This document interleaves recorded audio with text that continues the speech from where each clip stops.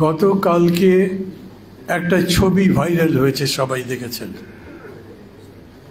মনে হলো যে আমাদের যে জাতীয় আকাঙ্ক্ষা 24-এর মধ্যে গড়ে উঠেছিল সেগুলোকে থেতলে থেতলে প্রায় হত্যা করা হয়েছে।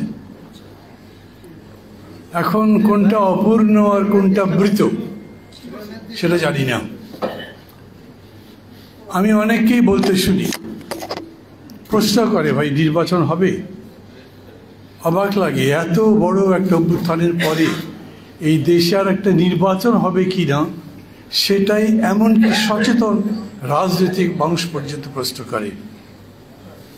অনেকে এরকম প্রশ্ন করে, ভাই আর ভালো কিছু হবে?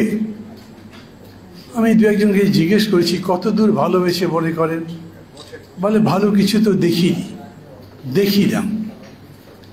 অনেকে এরকম লিখছেন পত্রপত্রিকার মধ্যে, আপনারা দেখবেন, বলে 24-এর আকাঙ্ক্ষা আশা ফিকে হয়ে যাচ্ছে। আমার শুধু এটা মনে হয়েছে, ওই যে ঘটনাটা দেখেছেন আপনার ছবি, কিরকম করে বড় বড় পাথর তুলে পরপর 2বার মাথার উপরে আঘাত করা হলো। আমার সমস্ত অন্তরাত্মা কেঁপে উঠবার মতো অবস্থা।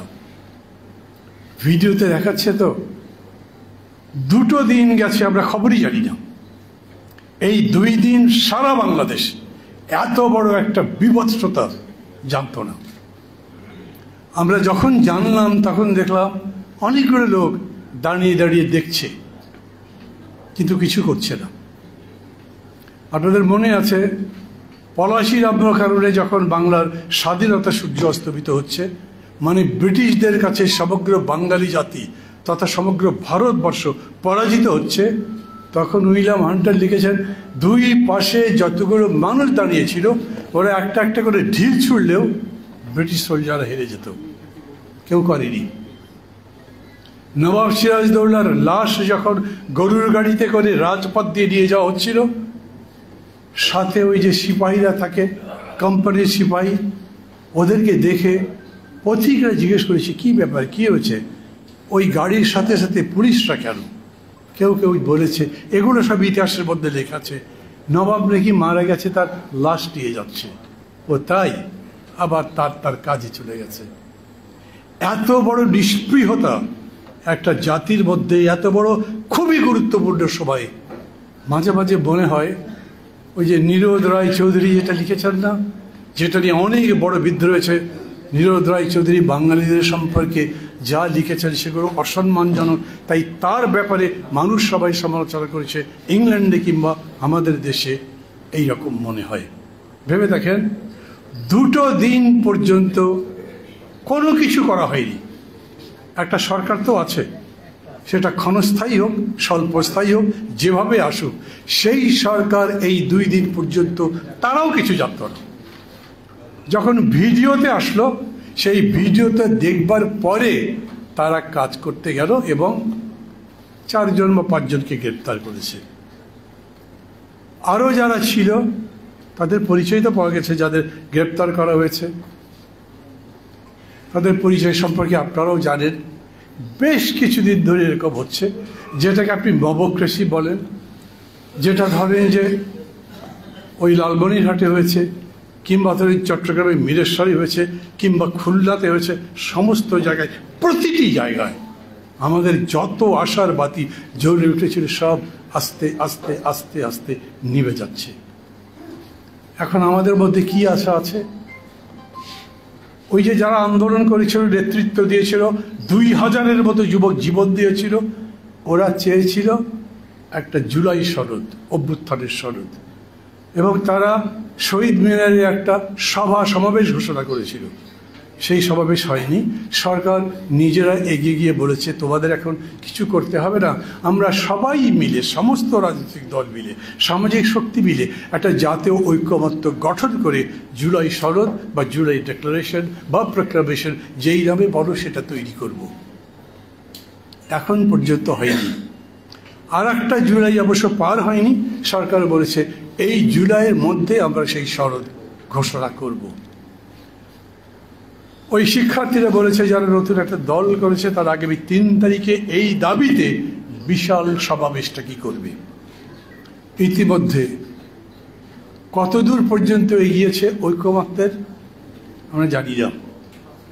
এই যে পুলিশগুলো একটাও যায়নি এখন পর্যন্ত, দাঁড়িয়ে দাঁড়িয়ে যখন ব্যুরোক্রেসি চলে তখন পর্যন্ত তারা কোনো কাজ করে না। সেই পুলিশদের সংস্কারের কদ্দূর? আমি সবসময় বলি, অভ্যন্তরীণ নিরাপত্তা, শান্তি শৃঙ্খলা রক্ষা করবার জন্য পুলিশই তো আমাদের বাহিনী। সেই পুলিশের সংস্কার হয়েছে? হ্যাঁ, কমিশন একটা করা হয়েছে, কিন্তু পুলিশ কমিশন যে রিপোর্ট দিয়েছে সেই রিপোর্ট আমরা কেউ দেখতে পাইনি। সরকার বলেছেন যে ওটা তারা নিজেরাই সংস্কার করে দিতে পারবেন। 1 বছর পরে একই কথা তারা বলছেন যে পুলিশ এখন পর্যন্ত নির্বাচনের জন্য যথাযথ হয়নি। একটি রাজনৈতিক দলের নেতা বলেছেন পুলিশই যখন তৈরি হয়নি তখন এই নির্বাচন কি গ্রহণযোগ্য হতে পারে? আর ঐক্যমত্যের কত দূর? ওনারা নিজেরাই বলেছেন যেহেতু পরিস্থিতিটা বদলে গেছে, একটা প্রোক্লামেশন বা ডিক্লারেশন কখন হয়? যখন ঘটনাটা ঘটে নির্দিষ্টভাবে, সেই ঘটনার উপরে, সেটা বিশাল ঘটনা, ঐতিহাসিক ঘটনা, স্বাধীনতা যুদ্ধ, Magna Carta, American War of Independence, এইরকম যত আছে আমাদের স্বাধীনতার ঘোষণার কথা একটু আগে আমি বলেছি, ওই ঘটনাকে ব্যাখ্যা করা হয় কি প্রেক্ষিতে এটা জন্ম নিল, এটা বর্তমান কি, এটা ভবিষ্যৎ কোন দিকে যেতে পারে, সমাজ এবং রাষ্ট্রের উপর তার প্রভাব কতখানি পড়তে পারে, এগুলো বলা হয়। আমাদের এই ঘটনা যখন ঘটলো, আমি আবার বলি 1 বছরের মধ্যে তো আমরা প্রোক্লামেশন দেইনি। যখন ঘটনা ঘটলো তখন আমরা সবাই ঐক্যবদ্ধ ছিলাম, কিন্তু 1 বছর পরে এখন অনৈক্যের সুর চতুর্দিকে।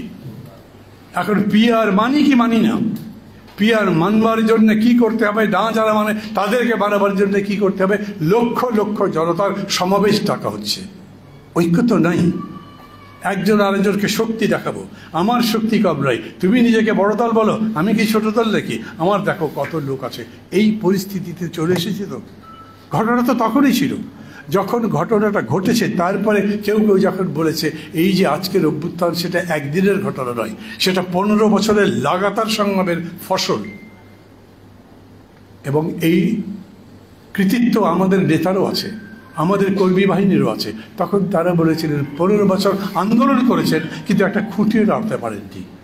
তার মানে নেতৃত্বের প্রতিযোগিতা তো, সত্যি সত্যি কারা নেতৃত্ব দিয়েছে, সেই কৃতিত্বের দাবির প্রশ্ন তো, সেই দাবি কি ছেড়ে দিয়েছে সবাই? ওই ডিক্লারেশন আবার হবে সম্পূর্ণভাবে, জুলাই ডিক্লারেশন যা হওয়া দরকার সেইটা হয়ে আসতে পারবে? নাকি যেরকম করে এখন ঐক্যমত্য কমিশন বলছে, এই যে কমিশনের ঐক্যমত্যটা গড়ে উঠবে, সেই ঐক্যমত্যটাই হবে জুলাই ঘোষণা? সাথীরা এবং বন্ধুরা, আমি বোধহয় অপ্রাসঙ্গিক অনেকগুলো কথা বেশি বেশি বলে ফেললাম। আমার এগুলো সব কথা বলবার কারণ হচ্ছে এই যে আমাদের এটা এখন বোঝা দরকার, আমরা যে আশা আকাঙ্ক্ষার কথা বলছি, এই যে দেখেছেন না, অপূর্ণ জাতীয় আকাঙ্ক্ষা। আচ্ছা, একটা মানুষের আকাঙ্ক্ষা কি থাকে বলেন তো? সে যে জীবনযাপন করে তার চাইতে জীবন যাতে আরও ভালো হয়, সুখময় হয়, সুখদ হয়, সামনের দিকে যাবার সময় যাতে মসৃণ থাকে, কোনো কুটিলতা জটিলতা দেখা না দেয়, যেন সুখে পরিপূর্ণ থাকে। কে না চায়? এই সমগ্র জনগোষ্ঠীকে একসাথে করে যে জনগোষ্ঠী, যে দেশবাসী, সারা বাংলাদেশের মানুষ বলেন বা পৃথিবীর যে যে দেশ আছে সেই সমস্ত দেশের মানুষের কথা বলেন, সবাই চায় আমরা ব্যক্তিগতভাবে, পারিবারিকভাবে, সামাজিকভাবে যাতে আরও একটা উন্নত জীবন পাই। এই রকম উন্নত জীবন পাবার কোনো সম্ভাবনা আপাতত আমরা দেখতে পাচ্ছি? আমি ব্যক্তিগতভাবে যখন লড়াইটা হচ্ছে ফ্যাসিবাদের বিরুদ্ধে, তখন এর প্রবক্তা ছিলাম যে একটা অন্তর্বর্তী সরকার হবে, সেই অন্তর্বর্তী সরকার এই রকম করে একটা সমাজ গড়ে তোলবার জন্য একটা রাষ্ট্র কাঠামোর পক্ষে সংস্কারের কর্মসূচি তৈরি করবে। 3 বছর লাগবে সেটা তৈরি করতে। কিন্তু 1 বছর যেতে না যেতেই আমার নিজের কাছেই মনে হয় এই 1 বছরে একটা সংস্কারও এই সরকার করতে পারেনি। বাকি সময় যেটা আছে 6 মাস, তার মধ্যে করতে পারবে? কত দূর করতে পারবে? অতএব বাধ্য হয়েই যখন কেউ কেউ বলেন যে সবচাইতে বড় সংস্কার হচ্ছে নির্বাচন করা, একটা ভালো কোয়ালিটি ইলেকশন যেটা সবাই অ্যাকসেপ্ট করবে, সেটাই আমাদের দাবি হওয়া উচিত। সম্ভবত তাই আমরা তো পারলাম না। আমাদের কতখানি যোগ্যতা আছে, আমাদের কত সক্ষমতা আছে, সেই সমস্ত বিতর্ক আমি করছি না। কিন্তু আজকে জুলাই মাসের আজকের দিনে দাঁড়িয়ে 1 বছর পরে এই কথা আমাদের স্বীকার করে নেওয়া উচিত। এখন ওই ছেড়ে দেওয়া, বললাম না, আমি কাঁদতে চাচ্ছি না, আমি বলছি আমাদের এখন এই একটাই লক্ষ্য, আমরা চাই যে ভালো ভালো একটা নির্বাচন হয়ে যাক। ভালো ভালো নির্বাচন হবে। একটু আগে খসরু ভাই বক্তৃতা করলেন, কি বললেন? খুবই স্পষ্ট কিন্তু এই কথাই বলেছেন, আর সামনে যেতে পারবেন না, কোনোভাবে নির্বাচনটা করে একটাই। আর আমি পরশু দিন নাকি গতকালকে দেখলাম পত্রিকায় প্রথম আলোতে, সেখানে লিখছে যে একটা খবর বেরিয়েছে যে প্রধান উপদেষ্টা এই ঐক্য কমিশনের যিনি ভাইস প্রেসিডেন্ট বা ভাইস চেয়ারম্যান যাই থাক, ডক্টর আলী রিয়াজ, তাকে ডেকেছিলেন, তার বিশেষ সহকারী মনির হায়দারকে ডেকেছিলেন, ডেকে বলেছেন যে 3টি বিষয় নিশ্চিত হলেই নির্বাচন করা যাবে। একটা হচ্ছে কোনো দল ইচ্ছা করলেই যাতে সংবিধান বদলে ফেলতে না পারে, যাতে সত্যিকারভাবে প্রপোর্শনেট মানে পিআর যেটাকে আমরা বলছি সংখ্যানুপাতিক ভোট হয়। এবং আরেকটি কথা তিনি বলেছেন, কি মনে করেন, আরেকটি কথা বলেছেন, নারী আসরে যাতে সরাসরি ভোট হয়। এটা কিন্তু কেউ স্বীকার করেননি অফিসিয়ালি, কিন্তু যার নাম করে এটা বলা হয়েছে তিনি প্রতিবাদ করেননি, যার কথা বলে বরাত দিয়ে এটা বলা হয়েছে তিনি প্রতিবাদ করেননি, এবং তার মানে দাঁড়াচ্ছে তারা স্বীকার করছেন।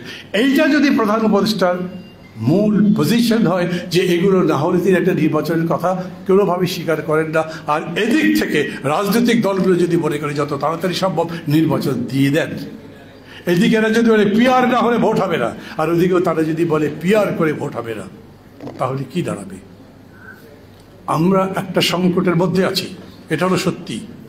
আর এই সময় সবচাইতে বেশি দরকার হচ্ছে, আমি মাঝে বেশ আশাবাদী হয়েছিলাম, আমি তো ওই সংস্কার কমিশনের বৈঠকগুলোতে প্রায়ই গেছি, আগেরটা প্রথম দফার বৈঠকে সবগুলোতে ছিলাম, দ্বিতীয় দফার বৈঠকে অতগুলো থাকতে পারিনি, কিন্তু এই সময়ের মধ্যে আমি দেখেছি যে রাজনৈতিক দলগুলোর মধ্যে, দলগুলোর নেতাদের মধ্যে অনেক সম্প্রীতি সৌহার্দের মধ্যে দিয়ে কথাবার্তায় বিনিময় হচ্ছে। আমি আশা করছিলাম যে নিশ্চয়ই এরকম করে যে কিছু কিছু অগ্রগতি হয়েছে, যেমন ধরেন প্রধানমন্ত্রীর মেয়াদ দিয়ে, মেয়াদ নাকি টার্ম সেই বিতর্ক বাদ দেন, 10 বছর এগ্রি করেছে, মানে থোড় বড়ি খাড়া বড়ি থোড় একই জিনিস, কিন্তু 10 বছর মানে 2 টার্ম, তার বেশি নয়, এগ্রি করা গেছে। এরকম করে কিছু কিছু মৌলিক পয়েন্টে আমরা এক হতে পেরেছিলাম, বাকি বিষয়গুলোতেও এক হতে পারবো। আমি এখন কায়মরু বাক্যে চাই, জনগণের অপূরিত আশাকাঙ্ক্ষার কথা বাদ দিন, একটা সুন্দর বাংলাদেশ, নতুন বাংলাদেশ, এগুলো কথা বাদ দেন, একটা ভালো নির্বাচন করবার জন্যে আমরা যত তাড়াতাড়ি সম্ভব সবাই মিলে যাতে একটা ঐক্যবদ্ধে পৌঁছাতে পারি। আমি মনে করি যারা বলেন, এখন অনেকে বড় বড় কথা বলছে, কিন্তু ক্ষমতায় যাওয়ার পরে যদি তারা যায় তাহলে এই সমস্ত সংস্কারের কথা বলেও রাখবে না, কিচ্ছু করবে না, আগের মতোই চালাবে। কিন্তু আমি মনে করি, মাথা কেউ নাড়ছে, আমি দেখছি আমার কথা সাই দিয়ে, কিন্তু আমি আসলে উল্টোটা মনে করি।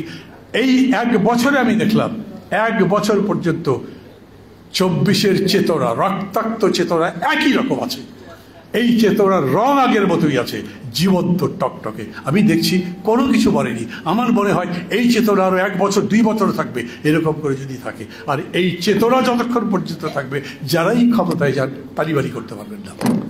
আমি মনে করি যারাই ক্ষমতায় যান, যদি বাকি রাজনৈতিক শক্তি সচেতন থাকেন, সজাগ থাকেন, সবসময় তাদেরকে গার্ডে রাখেন, তাহলে তাদেরকেও পথে থাকতে হবে। আমি ওই সমস্ত দল যাদের প্রতি মানুষ সন্দেহ প্রকাশ করে, অন্যান্য রাজনৈতিক দলগুলো সন্দেহ প্রকাশ করে, তাদের সম্পর্কেও আমার কাছে বলে হয় তাদের মধ্যেও, তাদের নেতৃত্বের মধ্যেও অনেক পরিবর্তন হচ্ছে। তারাও ভাবছেন যে ওই আশাকাঙ্ক্ষার সাথে থাকতে হবে, তারাও ভাবছেন সত্যি সত্যি বাংলাদেশ আরেকবার বদলাতে হবে, দ্বিতীয় বাংলাদেশ, নতুন বাংলাদেশ নাকি দ্বিতীয় স্বাধীনতা, এই সমস্ত টার্মে আমি যেতে চাই না। কারণ স্বাধীনতা তো একবারই হয়, 2 বার একটা দেশের স্বাধীনতা কীরকম করে হবে। ওইরকম আমার একেবারে খারাপ কথা মনে হয়েছে, তাই কথাটা সংযত করে ফেললাম। আমাদের একসময়ের প্রধানমন্ত্রী বলতেন তার পিতা নাকি 3বার দেশ স্বাধীন করেছিলেন, কি অসামান্য কৃতিত্ব, একই দেশ 3বার স্বাধীনতা এনেছে। দেখো, বলে কৃতিত্ব নেন, নিজের পিতার কৃতিত্ব বাড়াতে চান, সেগুলোর দিকে যাওয়ার দরকার নাই। আমি আশা করি এরকম করে যে আমরা সেই রকম একটা সুন্দর নির্বাচনের জন্য নিজেদের মধ্যে সম্পর্ক আরও বাড়াই। এবং একটা কথা ঠিক, যে আমরা যেরকম চেয়েছিলাম এই অভ্যুত্থানের পরে যে সরকার আসবে, যে সরকার এই সংস্কার সহ দেশ পরিবর্তন করবার জন্য লড়াই করবে, তারা ক্ষমতায় যেতে পারেননি। একটা বৈপরীত্য আমাদের মধ্যে আছে, পার্থক্য দেখা দিচ্ছে, কিন্তু সেটাকেও যতদূর সম্ভব একটা অ্যাকোমোডেশনের মধ্যে দিয়ে আমরা সামনের দিকে যেতে পারবো, এই প্রত্যাশায় সবাই বেশি নিয়ে ফেললাম বলে ভাব চাই। আপনাদের সবার কাছে খোদা হাফেজ, ভালো থাকবেন।